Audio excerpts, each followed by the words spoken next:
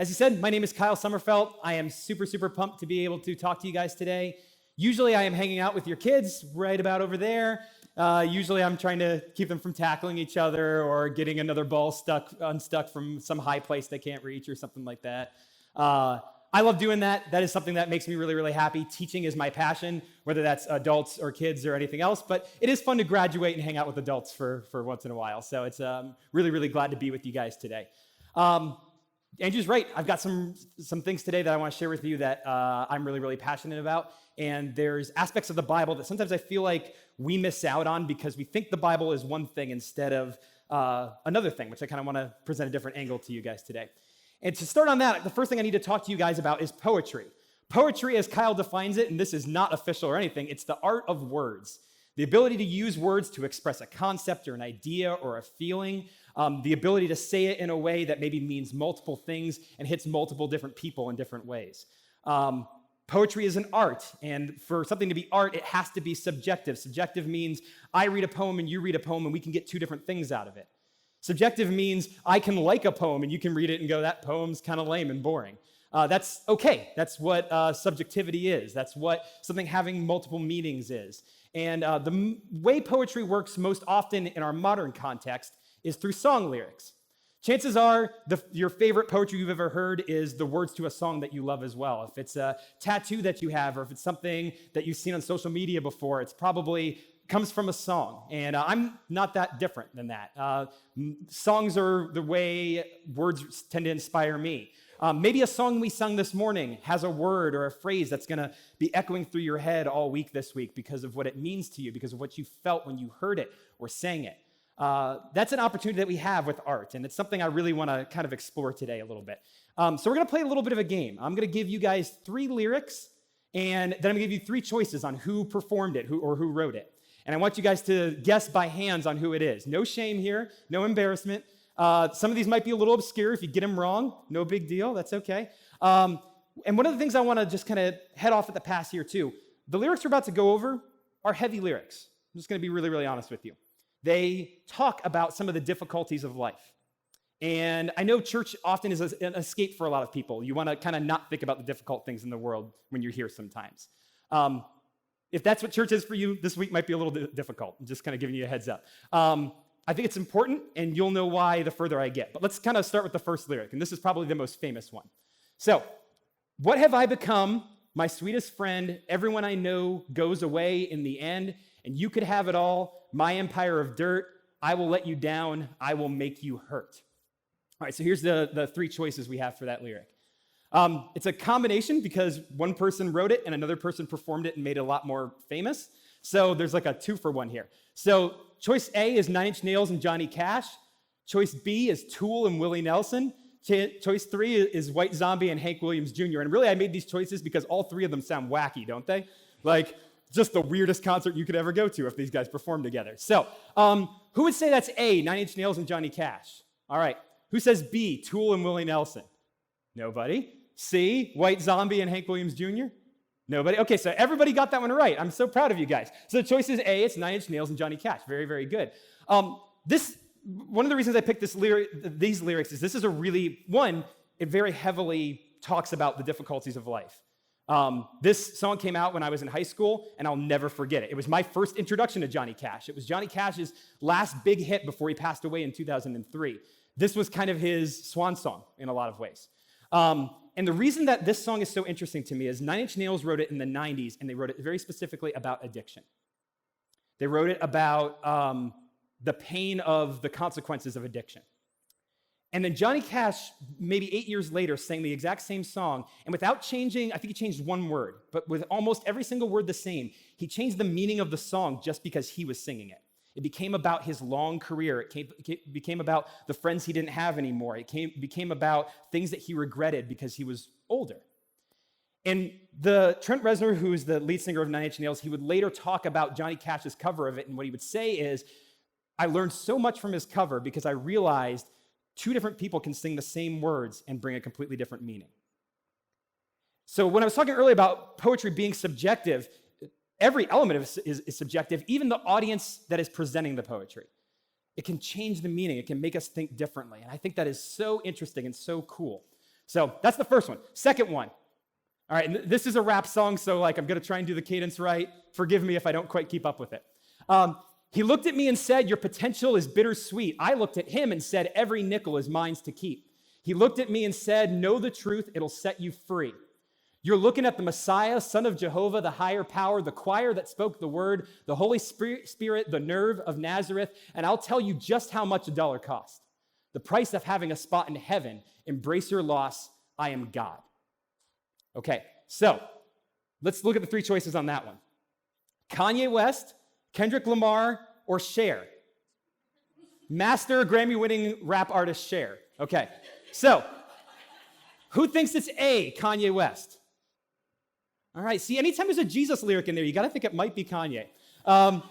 B, Kendrick Lamar. All right, and who thinks it's Cher? Anybody? All right, Evan thinks it's Cher. I love it. All right, cool. The correct answer is Kendrick Lamar. Okay, so I am not a big rap fan. I am not a big rap expert. If there's any rap expert in the room, you're probably already like, this guy doesn't know what he's talking about, and you'd be right. So I got kind of hooked into Kendrick Lamar a couple years ago when I was kind of talking about just someone who was struggling with mental health issues a little bit, and they were talking about this song.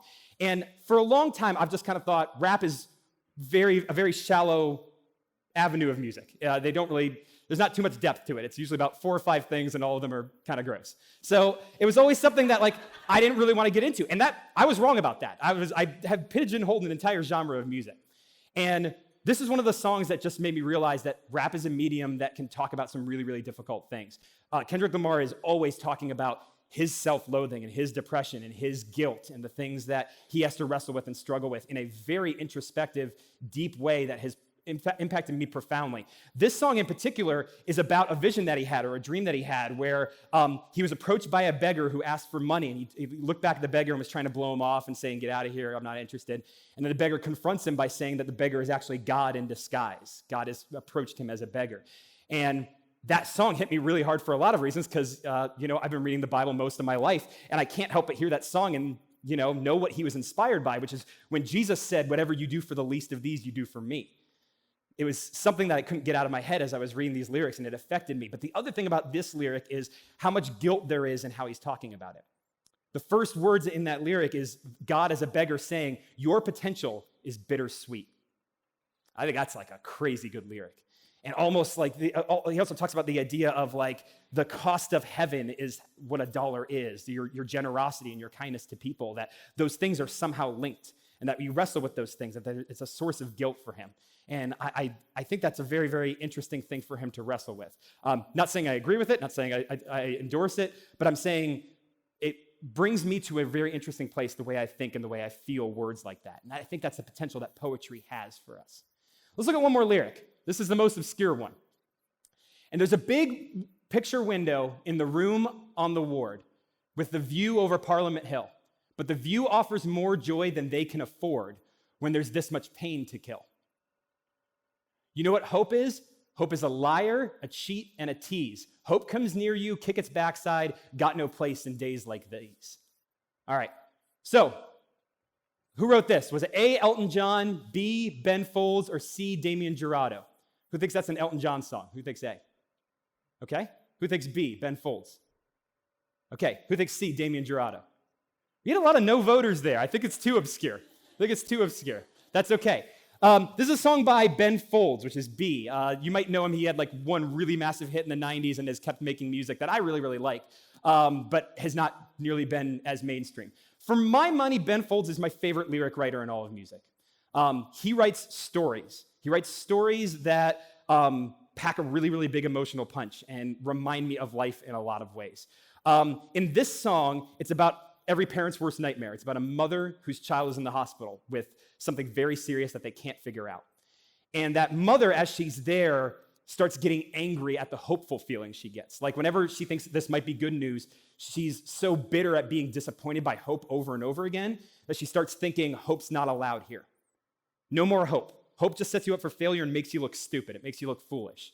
No more hope allowed. So even in that first lyric where she's looking out this window and it's a beautiful view and it makes her think maybe things will be okay, she's immediately following up with, nope, get that feeling out of here. That feeling's not allowed. The reason I picked that lyric and the reason I picked all of these is when I read these words, I read them and I go, yep, I felt that. Maybe some of you guys, as you read over some of this, some of that hit really close to home and some of that felt really familiar and you went, yeah, I feel that. And that's why poetry has such a unique place in my mind. That's why the ability of words to express an idea or a feeling is so special to me. Because sometimes it reflects something that we're feeling. Sometimes it helps us just know that someone out there, a lyric writer or an artist of some kind, they're feeling what we're feeling and that we're not alone. There's a little bit of peace with that. There's a little bit of peace of knowing that, like, even though the world is disappointing sometimes and difficult sometimes, that someone out there is at least feeling the same thing, and that takes a little bit of the edge off it to a certain degree. That's the potential of poetry. That's what poetry can do for all of us. What's crazy about these lyrics is these are all songs that have really, really affected me. Maybe you read these lyrics and they don't do that much for you. And that's okay, because poetry is art and art is subjective. Chances are, as I'm talking about lyrics, you're probably thinking of a song that really means a lot to you, with words that mean a lot to you. And I could probably read the same song and it might not affect me as much. The craziest thing of all is that we can read these words and it can remind us of different things. It can make us feel different ways. That's the thing that poetry can do that other forms of written word maybe can't. They can take us all to different places. They can remind us of different feelings and experiences that we've had. And I share all of this with you about poetry. I tell you all of this because I think what some people don't know is that so much of our Bible is poetry. So much of our Bible is poetry. Not all of it, but so much of it. And I think sometimes we have very rightly been obsessed with defending the truth of the Bible. The truth of the Bible is under attack by our world, and we want to make sure that we defend that. And don't get me wrong for a second. I believe the Bible is true, if that's not abundantly clear. I believe it has true facts. I believe it has true stories. I believe it has true guidelines for how we should live. But the thing I want to express to you today is something that I think that the rabbis during Jesus' time and Jesus himself would have said when he taught the Old Testament, and that is this. The Bible is made up of many different genres. And sometimes we get ourselves in trouble if we read it all as one genre. If we read it all as a self-help book, or if we read it all as a rule book, or if we read it all even as a story, I think we fail to really appreciate the little pieces as much as we possibly could. The Bible is full of beautiful poetry. The Bible is full of beautiful imagery that, even though it's been translated and changed in the thousands of years since it was first written, still can resonate with us and mean so much with us. And sometimes I think we're afraid of that. We're afraid to say any part of the Bible might be subjective, because subjective means we can all get something different out of it. And that seems like the opposite of truth sometimes. But what I want to tell you today is that while there is truth in the Bible, and while that is so important to defend and cling to and grow and learn, that there are sections of the Bible that I believe were written to be poetic, and that I believe Jesus would have taught us to read and just look at it. I picture him reading over poetry and looking at his disciples and saying, what does that mean to you? I think that's a good thing. I think a lot of people miss out on a complete experience of reading the Bible because they don't give them the chance to just explore something that was written poetically. There's many examples of this. There's Psalms, which look so much like the songs that we sang earlier today. It's poetry written about how great God is. There's Proverbs, which is like little Jewish fortune cookies, little pieces of advice for your life that God has given us to interact with each other and get along. There's books like Job, which talks about the problem of pain, and at the end of it doesn't really have a great answer as to why we all get hurt so much. There's Songs of Solomon. Don't look that one up. No, I'm just kidding. It's about marriage. It's about sex. It's poetry about love. And there's prophecy that sometimes overlaps with poetry that can move us and make us feel different. There's Ecclesiastes, which is an old man looking back at his life and trying to figure out what it all meant. And then there's the book of Lamentations. That's what we're talking about today. Lamentations is a book that means more to me now than it ever has. It's a short little 5-chapter book of poetry. And you can probably tell by the name, it is not a happy book. The word lament is right there in it. It is a sad reflection during a sad time in Israel's history. Israel had just been conquered. They had their capital city of Jerusalem had just been overrun. Their temple, where they believed God lived, like actually resided, that had been bulldozed to the ground. Not actually bulldozed, they didn't have those, but it had been as steamrolled as a building can be. All of the gold that was built into the walls had been stripped away, and it had been melted down into idols for other gods. It was truly the nightmare scenario for their country. Their people had been injured or captured or had been driven to starvation. It is the darkest time in their entire history. It is such a dark and sad time with imagery that I don't feel comfortable even sharing here, but it's in the Bible. That's how catastrophic and scary some of the imagery is in Lamentations. But it's in here, which means I think God's got something to teach us about it. And that's why I think it's really, really important to look into it. So to understand Lamentations, you have to understand how Jewish poetry is written. And the big key to Jewish poetry is a word called chiasm. So don't worry about that too much. Chiasm is basically just the idea of the meaning being in the middle. This is just basically a poetry structure. What I want you to think of when I say chiasm is I want you to think of a cheeseburger. Next slide. There we go. So it's kind of a cheeseburger. It's not a great cheeseburger, I'll admit. The colors aren't perfect. But it's kind of a cheeseburger. And the way I want to kind of describe this to you is the key behind Jewish poetry is that the meaning is in the middle.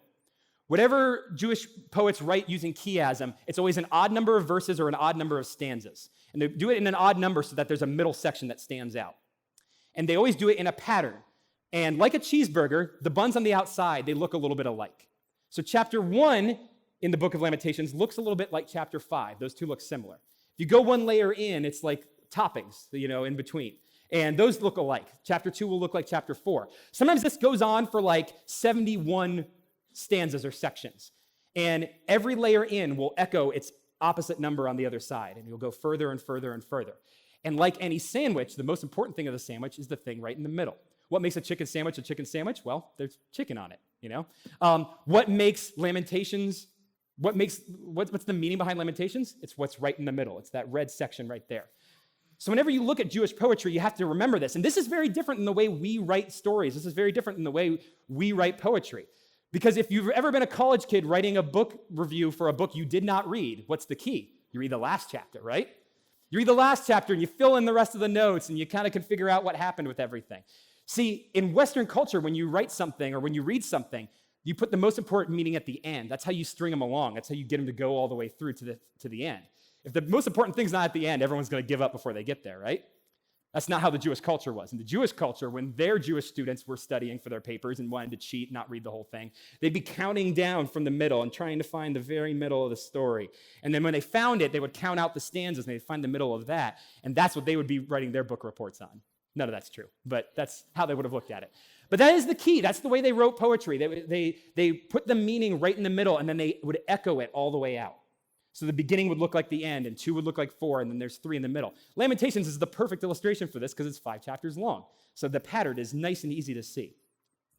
So we're going to look into this, and I want to warn you again, these are heavy words. This is heavy poetry. I picked some of the nicer stuff in Lamentations. Trust me, there is gross, brutal, sad things in it, and I picked nicer things in it. I encourage you to read it on your own, but this is what I chose. So if you look at chapter 1 and chapter 5, it's all about the pain of Jerusalem, the pain of their nation falling apart, and it starts with this. Let's look at chapter 1. This is 1 verse 16. This is why I weep and my eyes overflow with tears. No one is near to comfort me, no one to restore my spirit. And I picked this one because this is about loneliness. It's not just pain, I'm by myself with my loneliness. And I picked this because it kind of echoes Johnny Cash and 9 Inch Nails, doesn't it? Everyone I know goes away in the end. That's what it kind of reminded me of. We all know the pain of hurting, and the pain of hurting is worse when no one's around. Let's look at chapter 5. This is the other bun in our depression cheeseburger here.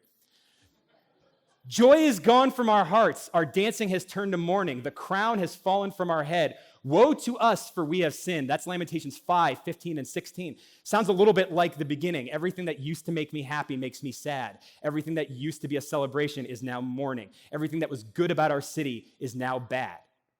It expresses loss. It expresses pain. And even though this was written thousands of years ago, if you're like me, you read this and it sounds just a little familiar sometimes. So let's go back to our graph real quick. That's what chapter 1 and 5 was about, the pain of Jerusalem. Let's go one section in, and that's God is angry. See, this is the worst part about the story of Jerusalem. Do you know why Jerusalem was conquered? Do you know why it was in this terrible spot? Because Jerusalem cheated on their God.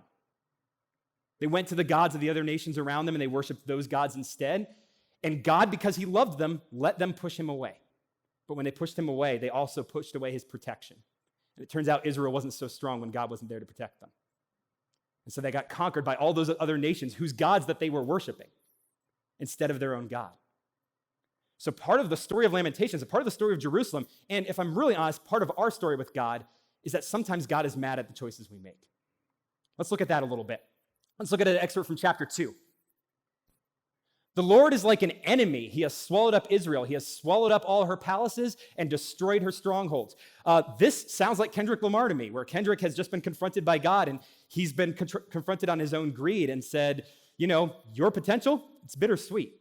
That sounds like this. That sounds a little bit familiar to me. Let's look at chapter 4. The excerpt from chapter 4 I have. This is 4 verse 11. The Lord has given full vent to his wrath. I love that phrasing. I'm sure it's not that way in the original Hebrew, but I love the English translation here. Full vent to his wrath. He has poured out his fierce anger. He kindled a fire in Zion that consumed her foundations. That word vent, I just love it, because if you've ever seen a cartoon of somebody who's getting really angry, their face gets red and the smoke comes out of their ears and you hear a steam whistle. It's like the rage is venting from their skull, you know? I love the way this translation of poetry expresses that anger and that upset feeling that comes out of this. As I read these lyrics, I'm reminded of the Ben Folds lyric, where it's just like, hope's not allowed here. And if you read this book and if you read these chapters that we've looked into, it sure sounds like hope has no place in Israel right now. It sounds like if hope comes near, kick its backside, it's not allowed around here. And that's what Lamentations is about. There's a reason people don't read this book very much, guys. It's not a very happy read, okay? Already we have 4 chapters that are just about the dark and depressing and difficult parts of life. And sometimes when we read the Bible, that's not what we want to read about. We want to read about how it's going to get better. We want to read about how things get turned around. And don't get me wrong, Bible's got plenty of that too. But I think we do ourselves a disservice when we skip this stuff. I think this is important. I think God's got something to teach us with this too. I read these lyrics and I read these words from Scripture, and the reason they hit home so close to me, and the reason that they're so significant to me, is they reflect my life back to me. I keep using that word reflect. I know I've probably said it 6 times already today, but I feel like that's what poetry has the potential to do when you read it and you see your life in it, and it hits you really, really hard.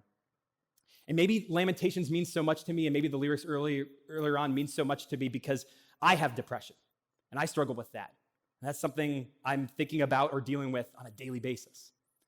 And depression looks really, really different for a lot of different people, but let me give you just a little bit of glimpse of what it's like for me. Every day when I wake up, my first thought is regretting that I have. And I know that that's really, really, really heavy, but I can't tell my story without being honest about it. My first moment of my day is always the hardest moment of my day. I've gone to counseling, and my counselor has theorized sometimes that I dream about a life that I'm really, really happy about, and that I'm just waking up into a life that isn't that, and that's why I'm disappointed. I can't put my finger on it. I don't know exactly why. But that is a sadness that I carry with me sometimes. And sometimes it goes away really quick. Sometimes as soon as I start and get my day going, I'm not thinking about it anymore. But that's not every day. Sometimes I carry that a lot more. If any of you have seen the Pixar movie Inside Out, there's a character that represents sadness. And that character, whenever she touches a happy memory, a happy golden yellow memory, it turns blue and it looks heavy and it looks sad, and there's a tint to it that just changes it. I've never seen a more accurate illustration of how I remember things. I will remember things positively and the fun that I have, and I'm immediately overwhelmed with being sad that life isn't like that anymore, or that the people in that memory aren't as close to me as they used to be. A lot of you in here have never struggled with depression, and probably all of this you're just thinking, I have no clue what he's talking about, or this dude just needs to have a better attitude. Totally get that, and I want to be very, very, very fair to that. But I bet there's a lot of people in this room who know exactly what I'm talking about. I bet there are a lot of people in this room who have felt exactly what I'm talking about. And I'm comforted that there are books in the Bible that sound like that part of my life. I'm so glad that God doesn't gloss over that stuff. So when I look at Lamentations, and we'll look at the chart one more time. Chapter 1 and 5 is about the pain of Jerusalem. Chapter 2 and 4 is about God being angry. And chapter 3, I'm going to say, is what we do with the pain. And one of the interesting things about this chart, before we look at what 3 is all about, as you look at the structure, you're probably thinking, man, Kyle's building up to something pretty scary here. This is a pretty sad thing. If the meaning is in the middle, and this is what we're building to, how bad must 3 be? And to me, that's what makes Lamentations so beautiful, because the big verses in Lamentations that everybody quotes are from chapter 3, and it's these ones. Lamentations chapter 3, verses 22 through 24. Because of the Lord's great love, we are not consumed, for his compassions never fail. Go to the next one. They are new every morning. Great is your faithfulness. That sounds familiar. I think we sang that today. I say to myself, the Lord is my portion, therefore I will wait for him. Doesn't sound like the rest of the poem at all, does it? It's like, I remember the first time I even read this when I was in high school, I was like, did I turn to Psalms accidentally? Like, did I turn the wrong page? Because this is not what Lamentations is about. And I think that's what makes this section so beautiful. I think this is what makes this verse mean so much. In the middle of Lamentations, in the middle of this depression cheeseburger, is this one meaning, which is that God is good, and his faithfulness is good. And I got news for you. You know what the reason this verse means so much to me? Because of exactly where it's placed. You put this chapter in Psalms, I probably gloss by it and I don't pay that much attention to it. It blends in with Psalms. It would fit in Psalms. But it's in Lamentations. You get 2 chapters about the depression of Israel, the sadness of the state that we're in, the difficulty of our times, and then you get a quick time out just to send the message, God's still good. God still loves us. God still cares about us. And then it's time in again, and the world is difficult again, and the world is hard. And you confront the fact that God is disappointed with our actions sometimes, and that the world can disappoint you. But that second, if you read Lamentations the way I did, you're going to read chapter 4 and 5, as depressing as they are, with a little bit of hope that wasn't there before. Because 3 is still echoing. And that's what makes it a really, really, really special experience for me. Now, again, Lamentations is poetry. Poetry is subjective. You might read it and get an entirely different meaning out of it. And what I think is beautiful about that is that's how God works with his poetry and his word. And I think that's okay. And I think that's actually a pretty great thing.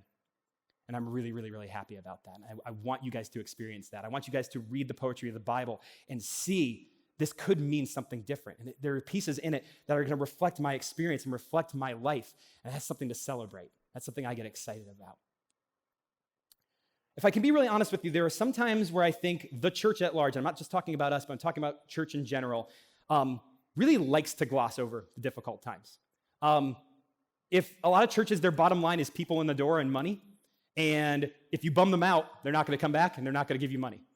And I think that I'm proud of our church. I really, really like our church. It doesn't mean we're perfect. It doesn't mean we have everything figured out. But I think our church, in our DNA, is our pain. And I love that. I'm proud of that. I think that's a good thing. It doesn't mean like I'm proud of our sin. It doesn't mean I'm proud of our failures. It doesn't mean I'm proud of our mistakes. But I'm proud that we know where we come from.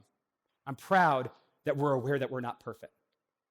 Because I think a lot of churches, they go in and they just talk about the good times. And Christians can often come off like Ned Flanders next door at The Simpsons, and just everything is good and everything is happy and everything is fine and everything is fake. Maybe it's the fact that I have depression, and maybe it's the fact that sometimes I have really negative thoughts. But if I'm really honest with you, I have trouble trusting happy people. I know it sounds really bad. There's a lot of people I would call happy in this room, and maybe you're thinking, he doesn't trust me. Sometimes that happens.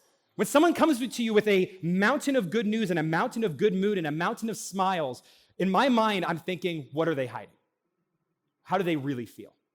Because if I'm honest, when I feel the worst, that's when I feel like smiling the most. Because the worst thing in the world could be someone asking me what's wrong again. I can't deal with that. I can't describe to them what's wrong. I can't feel like I'm lying again. And that whole struggle, I think, is something that a lot of churches would have you think just doesn't happen once you give your life to God. I'm a Christian now, so I don't deal with pain anymore. I'm a Christian now, so I don't deal with sin anymore. How untrue is that one? Like, a lot of people, we teach ourselves to think that when you come and you join our church body and you come and you become a Christian and you follow God, that all these little difficulties are going to fall away. But maybe that's why chiasm is so pretty. Because the big decision, the big moment is in the middle, and then pain follows after it. Maybe I love Lamentations so much because it just feels like life sometimes. And I just think that's really, really, really beautiful. The thing I want you to get more than anything else today is that pain is a part of God's story. Pain is a part of God's story. It's not something to be glossed over. It's not something to be ignored. It's not something to act like it never happened. Pain is a part of God's story. We sing all the time about victory. We sing all the time about rescue. We sing all the time about celebration. Has anyone ever stopped to ask, what is it that we are victorious from? What is it that we're celebrating being over with? Without the pain, we have nothing to celebrate getting past. Does that make sense? Without the pain, we don't have anything to enjoy life after. We don't have anything to celebrate. We don't have the new dawn to appreciate if we don't talk about the pain in God's story. And if you don't believe pain is a part of God's story, the most important story in the entire Bible's got a lot of pain in it. And that's the fact that Jesus Christ came into our world, loved us and cared for us and helped us and healed us, healed a lot of people that were in a lot of pain. And then Jesus got to feel the pain by taking the punishment for every sin that we've ever had by people who had perfected the art of torture and who knew how to kill you in a way that was as painful as possible. And the reason they did that is so everyone could see, don't be like that guy, which is the most ironic thing in the world, that here we sit today trying to be like that guy. They perfected pain. Pain is a part of God's story. It's a part of Jesus' story. It's a part of the most important thing that we are trying to teach every single person who walks through these doors. And yes, we of course teach about the resurrection. Yes, of course we teach that Jesus rose 3 days later. That's the big victory. That's what we celebrate on Easter. That's the joy that we have when we sing those worship songs every morning. But we would be short-sighted to forget what that victory is from. If you don't believe that pain's a part of Jesus' story, look at his words as he was on the cross in Matthew 27. And about 3 o'clock, Jesus cried out with a loud voice, Eli, Eli, lema sabachthani, that is, my God, why have you forsaken me? The pain is right there in his words. He's looking at God and saying, how in the world have you forgotten about me, of all people? Jesus felt pain. And I think it's so easy to forget that. When I was a kid, Jesus on the cross was often smiling. That's how weird it was, Like they want to take away the blood and the pain and everything as if this wasn't an excruciating and terrible thing that he went through. And I'm happy for it because not only did it save us, but now I know that I'm worshiping a God who knows what it feels like to hurt, who knows the pain that we're going through. Not because he read it in a book somewhere, but because he felt it. And that reflects my pain back.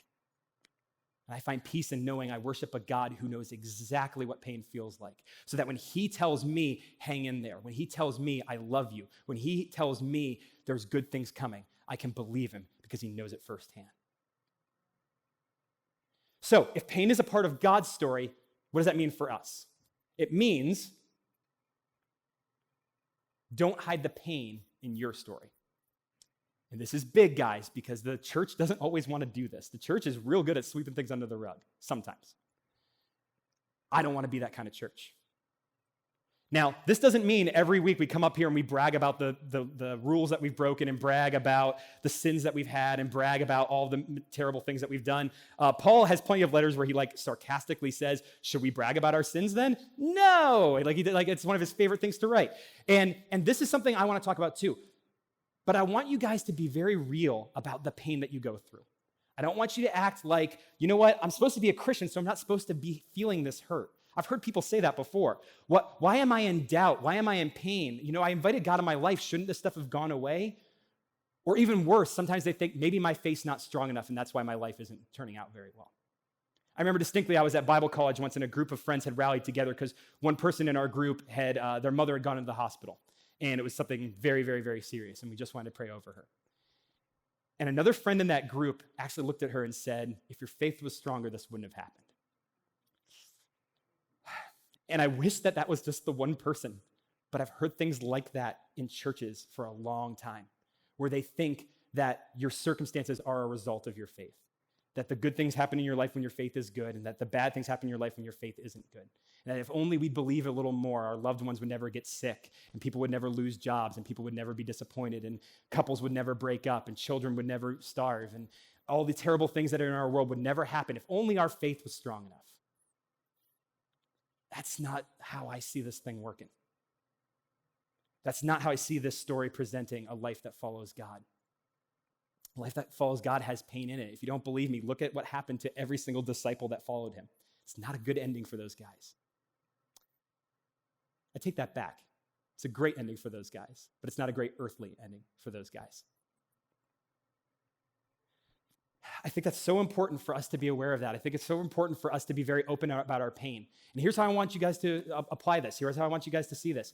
If you have a trusted loved one in this church or in any church that you know believes the same thing that you believe in terms of God, I challenge you to talk to that person about your pain.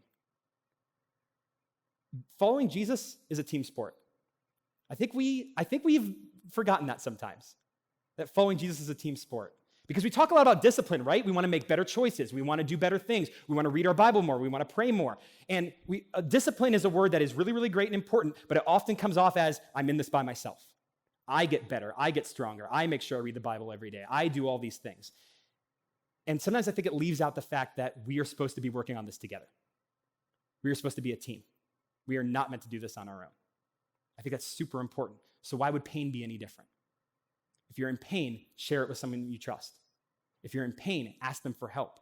And if it's a sinful thing, ask them to keep you accountable. Ask them to be checking up on you and saying, can I get better at this? What can I do to get better at this? Challenge each other, encourage each other, help each other to grow. If we hide it under the rug, that's the one thing that isn't helping anybody. Because then you just pretend it doesn't exist. We got to take it seriously. We got to call it out.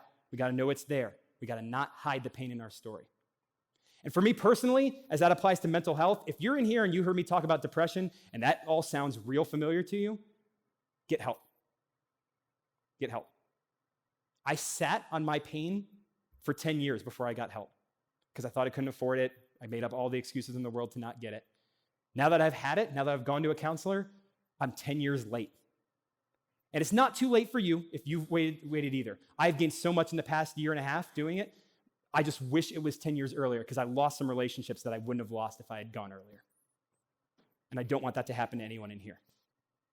This is another thing. I'm sorry I'm rallying against the church at large here. I'm really not trying to do that. But there's a lot of people in the church who say that if you go see a mental health professional, that you're not trusting God enough. Again, that's hooey. That's just wrong. If you can trust a mechanic to work on your car, you can trust another mental health professional to work on your mental health. I don't ever, when my car breaks down, I don't sit there and pray. Well, I do sometimes. God, I don't want to not have a car. That's bad. But I don't expect the car to fix itself every single time. And I don't think taking my car to a mechanic means I don't have faith in God to fix my car. I don't think going to a mental health professional means you don't have faith in God to help your mental health. The two work together. God sends us people who are professionals at these things to help us. And if you've ever considered mental health, if you think it's something you need, if your spouse or partner or family member is in this room, and right now you're kind of not making eye contact because you've talked about this before, and one of the two of you doesn't want to make the step, I'm telling you right now, you will be so happy if you took the step. Because your brain and your emotions, it's not like your heart. Your heart, you can get a transplant. Your kidney, you can get a transplant. You only get one copy of your mind and your feelings, and it means we have to take extra good care of it. And it means making the sacrifices to make that happen. I wish I'd done it earlier. And that's the best advice I can possibly give you guys, that I think God works through mental health professionals if you need it. Have those conversations with your loved one. It's so, so, so important.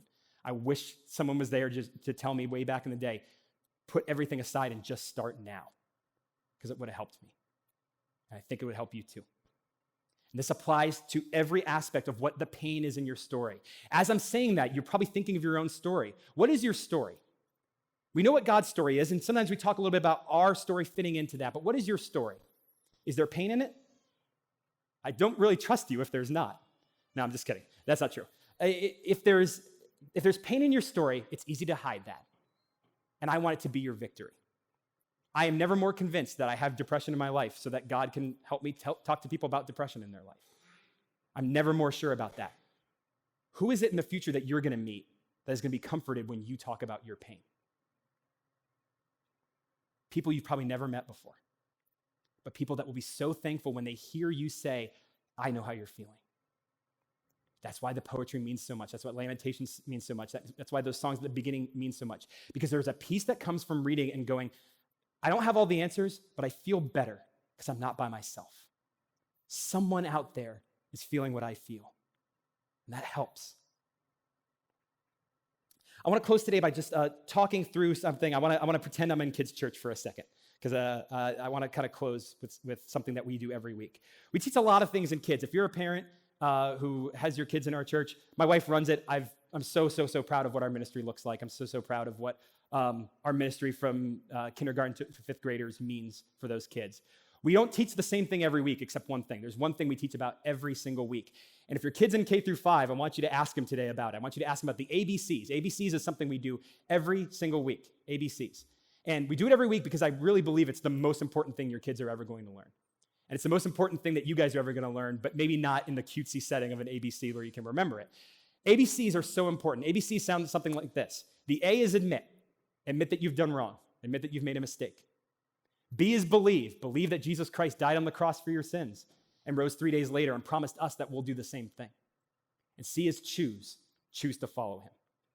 Every single week, we talk about that with our K through 5 kids. Every single week, I have a volunteer kid stand up and recite it to everybody because I keep telling them, if you kids only remember one thing we ever teach you back here, make it ABCs. Because I happen to believe it's the most important decision your kid will ever make. I happen to think if your kid never gets a job, if your kid never goes to college, if your kid lives homeless for the rest of their life, if they never get married, and if everything our world says is a failure happens to your kid, but they know the ABCs and they believe it and they make that choice, your kid's a success. I believe nothing is as important as that. And that's not just for our kids, that's for us too, which is why I want to do that today. What I'm going to do is I'm going to pray through those ABCs. I'm just going to pray them out loud. And what I would love for everyone in the room to do is to pray the words back to me. I'm going to say something and just repeat it back. And for a lot of you guys, you've already made a decision. You've already done the ABCs. You already follow Jesus. And you're going to kind of echo that back to me and just reaffirm what you already believe. But maybe there's someone in this room who's never made that decision before. Maybe there's someone who's never made that commitment before. And if that's you, I want you to pray it back to us as well. It won't stand out. Everyone's going to be doing it, so your voice is not going to be embarrassing. But it's the most important decision you'll ever make, whether you're a kid or whether you're an adult. I really, really believe it's the most important decision you'll make in your entire life. And how comforting would that be? To go home today and say, I just made the most important decision of my life. Got it out of the way. On a Sunday, no less. I got the whole week to enjoy it. It's the most important decision you'll make in your life. And I want to do that together. Let's pray. Repeat after me. Dear God, thank you for loving me. Thank you for not hiding the pain in your story, so I don't have to hide the pain in my story. Thank you for using my pain to do great things. Thank you for loving and comforting me through that pain. God, today I want to admit that I've made mistakes. I want to tell you that I believe in you. I believe what your son did for me on the cross. I believe he rose 3 days later, which means I rise again too. And today I choose to follow you. Thank you for loving me. Thank you for seeing me in my pain. And thank you for caring for me through it. In your name, amen.